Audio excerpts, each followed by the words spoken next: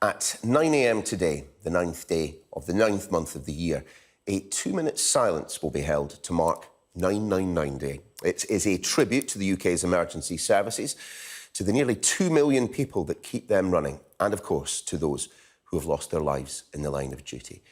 We can talk now to Tom Scholes-Fogg, the founder and chief executive of 999 Day. Tom, it's really good to see you this morning, and it is a very important day, not just for those who are working on the front line, but all of us who at some point in our lives will undoubtedly have relied upon them.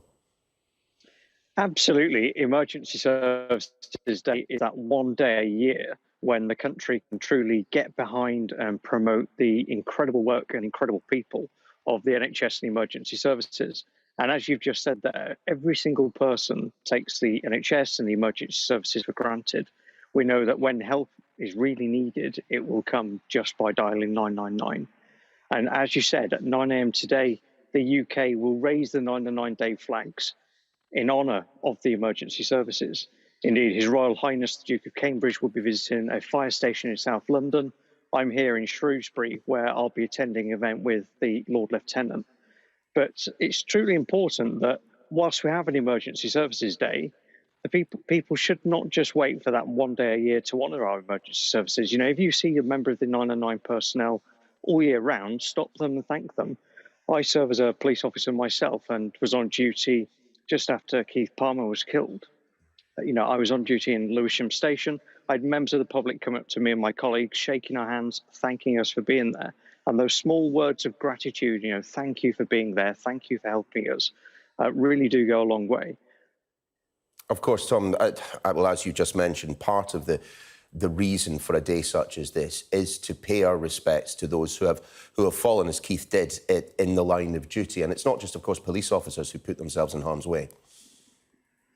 Absolutely, and we saw that just a couple of months ago, where a paramedic in the West Midlands was killed when a brick stone was thrown through the window in an awful accident. It's not just police officers who are killed. You know, over 7,500 people have been killed in the line of duty. But I know of a great many cases where 999 personnel, NHS personnel have been killed driving to or from work, you know, if they've done night duty. And 999 Day is about not just honouring them and their sacrifices and their service. It's about coming together as a country to honour and support those 2 million people. I mean, by my reckoning, millions and millions of people have previously served in the emergency services.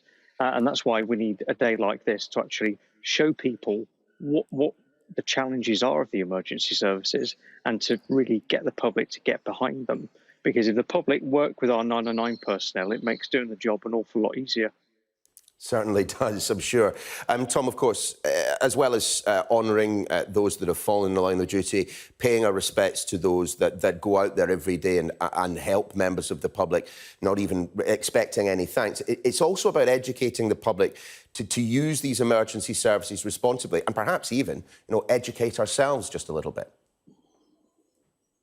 Absolutely. Funnily enough, I saw a programme on television last night, and it was about, you know, the ambulance services in northwest England answering calls in Scotland. I know of cases where 999 calls, police calls from London have been answered in other parts of the country and in the north and so on.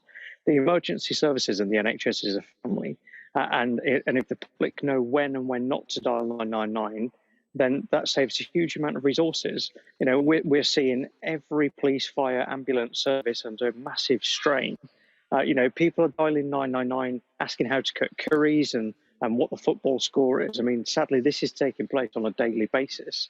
And we really do need to get the public to understand when and when not to dial 999.